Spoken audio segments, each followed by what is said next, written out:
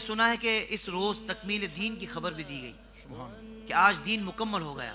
تو اس آیت مقدسہ سے ہمیں کن کن احکام کی معرفت ملتی ہے؟ بسم اللہ الرحمن الرحیم۔ یہ جو آیت مقدسہ ہے جس میں اللہ تبارک و تعالی نے اس روز یہ ارشاد فرمایا کہ الیوم اکملت لکم دینکم، اور یہاں پہ اللہ تبارک و تعالی نے فرمایا کہ آج کے دن تمہارے لیے تمہارا دین مکمل کر دیا، اور آگے پھر ارشاد فرمایا واتممت علیکم نعمتی، اور تم پر اپنی نعمت کو تمام کر دیا۔ اب دیکھیں یہاں پہ اللہ تبارک و تعالی نے پہلے تو یہ اعلان فرما دیا کہ دین کے جتنے احکامات ہیں یہ مکمل ہو چکے ہیں، دین کے جتنے اصول ہیں وہ بیان کر دیے گئے ہیں، اب اس میں مزید کوئی کمی بیشی نہیں ہوگی، یہ سب کچھ اللہ تبارک و تعالی نے بیان فرما دیا۔ اچھا، جب یہ آیت مقدسہ نازل ہوئی نا تو حضرت عمر رضی اللہ تعالیٰ عنہ کی بارگاہ میں کچھ یہودی آئے اور انہوں نے کہا کہ آپ کی کتاب میں یہ آیت نازل ہوئی ہے، اگر یہ آیت ہماری کتابوں میں موجود ہوتی تو ہم اس دن کو اپنے لیے عید کا دن بنا لیتے۔ تو حضرت عمر نے کہا کہ ہمیں پتہ ہے یہ کس روز نازل ہوئی ہے، وہ ہمارے لیے پہلے ہی عید کا دن تھا۔ تو اب یہاں پر آپ ذرا غور کریں کہ حضرت عمر نے یہ انکار نہیں کیا تھا کہ اگر یہ آیت نازل ہوتی عید کا دن نہ بھی ہوتا اور ہم عید منانے تھے تو یہ ہمارے لیے کوئی بدعت ہو جاتا، یہ نہیں فرمایا، بلکہ فرمایا کہ پہلے ہی عید والے دن نازل ہوئی تو ہمیں ضرورت ہی نہیں ہے اس کے لیے۔ اب آپ ذرا غور کریں کہ یہاں پر جو ہے یہ آیت مقدسہ کا نزول ہونا، حضرت عمر رضی اللہ تعالیٰ عنہ کا اس بات کا اقرار کر لینا کہ ہم نے اس کو عید کا دن پہلے ہی ہمارے لیے مقرر ہے، ہم جانتے ہیں کہ کب ہے، یہ اس بات کی طرف اشارہ ہے کہ اللہ کی طرف سے کوئی نعمت ملے نا تو اس نعمت کے دن کو عید کا دن قرار دینا، یہ ہمیں ایک اصول بھی مل گیا آج کے روز۔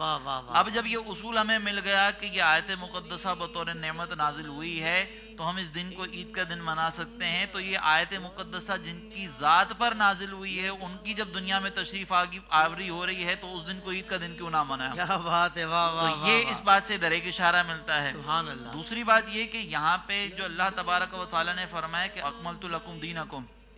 تمہارے لیے تمہارا دین مکمل ہو گیا، تو مراد یہ کہ دین کے جو بنیادی اصول ہیں نا وہ سب بیان کر دیے گئے ہیں۔ اب ان اصولوں کی روشنی کے اندر آنے والے وقت تک،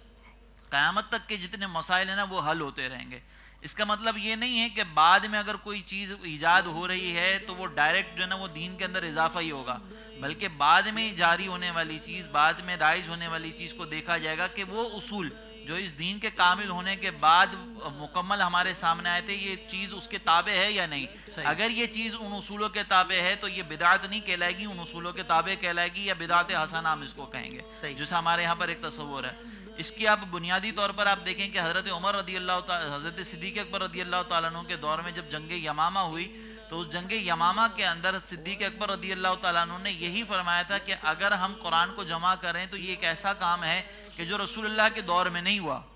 تو وہاں پر ایک یہ تھا، تو حضرت عمر رضی اللہ تعالیٰ عنہ نے عرض کی کہ اگرچہ یہ اس دور میں نہیں تھا، اگرچہ سرکار نے اس کا حکم نہیں دیا، لیکن یہ خیر کا کام ہے، یہ اکملت لکم دینکم کے خلاف نہیں جا رہا ہے، بلکہ یہ اس اصول کی روشنی میں آ رہا ہے۔ تو جب حضرت عمر رضی اللہ تعالیٰ عنہ نے بار بار اصرار کیا تو صدیق اکبر رضی اللہ تعالیٰ عنہ نے اس کو قبول کیا، اور اس کے بعد پھر جمع قرآن کا معاملہ ہوا۔ ایسی بے شمار ہمیں چیزیں ملتی ہیں، تو معلوم ہوا کہ یہ اکملت لکم دینکم یہ اس بات کی طرف اشارہ ہے کہ اصول مکمل ہو گئے ہیں، اب ان اصولوں کی روشنی میں قیامت تک آنے والے مسائل کو حل کرنا ہے۔ دوسرا یہاں پر اللہ نے فرمایا کہ اتممت علیکم نعمتی، کہ تم پر میں نے اپنی نعمت کو مکمل کر دیا، دین مکمل ہوا، نعمت مکمل ہو گئی۔ اب یہ کون سی نعمت ہے؟ تو مفسرین فرماتے ہیں کہ یہ جو نعمت نبوت ہے نا وہ سرکار علیہ الصلوۃ والسلام پر مکمل ہو چکی ہے۔ اب آپ کے بعد کوئی ذلی، بروزی یا تشریح، غیر تشریح کسی قسم کا کوئی نبی نہیں آنا۔ یہ جو نبوت والی نعمت ہے یہ ہر معنی کے اعتبار سے سرکار علیہ الصلوۃ والسلام پر مکمل ہو چکی ہے،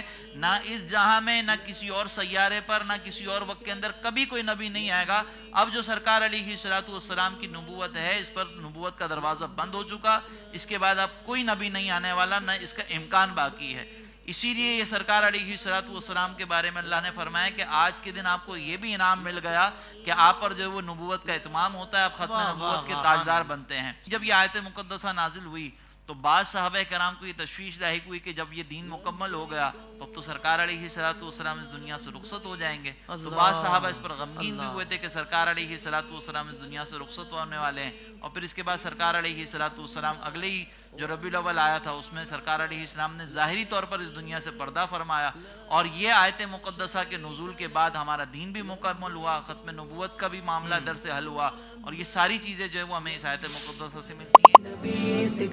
زندگی کے تمام شعبوں میں دینی رہنمائی حاصل کرنے اور آخرت کو بہتر کرنے کے لیے ہمارے YouTube channel Islamic digital studio کو سبسکرائب کر لیں اور بیل آئیکن بھی پریس کر لیں.